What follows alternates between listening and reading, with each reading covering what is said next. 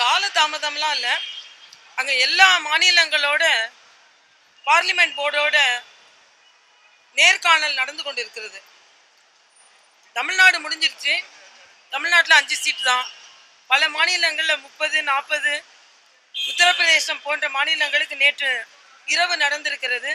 அதனால் எல்லா மாநிலத்தோட நேர்காணலும் நடத்திட்டு பட்டியலை வாங்கிட்டு, நேர்காணலில் பட்டியல் மாநில தலைவர்கள்ட்ட பட்டியல் வாங்கிட்டு அதை பற்றி முழுமையான விவாதம் நடந்து கொண்டு இருக்கிறது. ஏறக்குறைய நாளைக்கு பட்டியல் வெளியாகலாம்.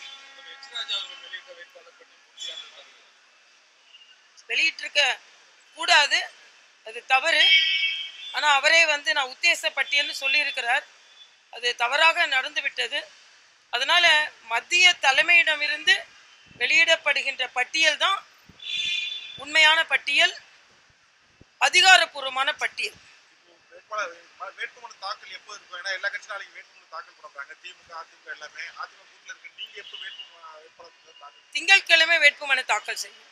இந்த தேர்தல் அறிக்கை 5 தொகுதிக்கான தேர்தல் அறிக்கை பாஜக தனியாக விரும்புறீங்க. அதுக்கான தயாரி அந்தந்த தொகுதியை சார்ந்த சகோதரர்கள் தயாரித்து வருகிறார்கள்.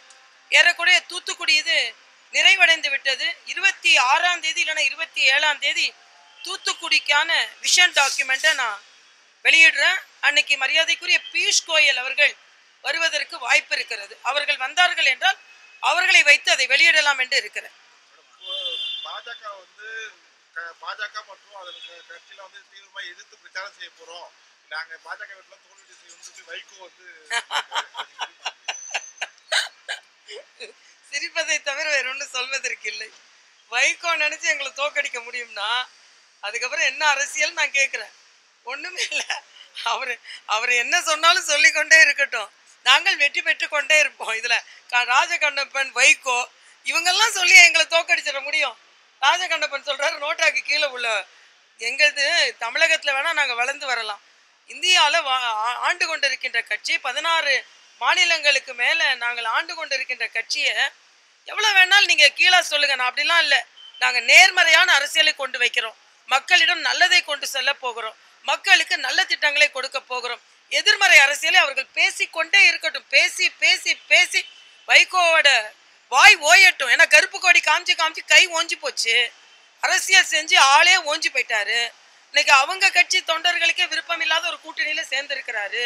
அதனால அவர்கள் ஓய்ந்து போகட்டும், நாங்கள் பாய்ந்து அவர்களை தாக்குவோம் என்பதுதான் கருத்து. அதாவது அது சட்டப்படி அது என்ன நடக்குமோ அது அவரோட கருத்து எப்பவுமே நான் அதுக்கு பதில் கருத்து சொல்றது இல்ல. சட்டப்படி என்ன நடவடிக்கை எடுக்கப்படும் அது எடுக்கப்படும். அதாவது மீத்தேன், ஹைட்ரோ கார்பன், நியூட்ரினோ போன்ற திட்டங்களை செயல்படுத்த விட மாட்டோம் திமுகவும் அதிமுக தேர்தல் அறிக்கையில் சொல்லிருக்கு. இதுல பாஜக நிலைப்பாடு இல்ல. இதுல மீத்தேன், ஹைட்ரோ கார்பன் பத்தி பேசுறதுக்கு ஸ்டாலினுக்கு எந்த தார்மீக உரிமையும் இல்லை. அவங்க இந்த நாட்டை பல ஆண்டுகள் ஆண்டு இருக்கிறாங்க. ஹைட்ரோ கார்பனுக்கான பரிசோதனைகள் அவர் ஆண்டு கொண்டிருந்த நேரத்திலும் அங்க நடந்து கொண்டு இருக்கிறது. மீத்தேனுக்கு கையெழுத்து போட்டதே அவரு தான். அதனால இன்னைக்கு எல்லாம் அதே மாதிரி நீட்டு பிரச்சனை ஆரம்பித்ததும் அவர்கள் ஆட்சி செய்து கொண்டிருந்த காலத்துல தான். அதனால ஸ்டாலினை பொறுத்தமட்டில் இந்த பிரச்சனைகளை பற்றியெல்லாம் பேசுவதற்கு அவருக்கு தகுதி இல்லை. என்ன பொறுத்தமட்டில் எய்ம்ஸ் கொண்டு வந்தோம் நாங்க, அதை பற்றி சிந்தித்தார்களா? இன்னைக்கு டிஃபென்ஸ் காரிடார் கொண்டு வந்து கொண்டிருக்கோம், அதை பற்றி சிந்தித்தார்களா? தமிழகத்திற்கு 5 லட்சம் கோடி ரூபாய்க்கு முதலீடு செய்திருக்கிறோம், அதை பற்றி அவர்கள் சிந்தித்தார்களா? நான் மறுபடியும் ஒன்றை சொல்கிறேன். நாங்க 5 வருடங்கள்ல தமிழகத்திற்கு என்ன கொண்டு வந்தோம் என்பதை என்னால் பட்டியலிட முடியும். ஸ்டாலின் அவர்களே, UPA 1, UPA 2 இதுல தமிழகத்திற்கு நீங்கள் என்ன கொண்டு வந்தீர்கள் என்று பட்டியலிடுங்கன்னு சொல்றேன். அதை அவர் காதலையும் விழமாட்டேன். அதான் என்னோட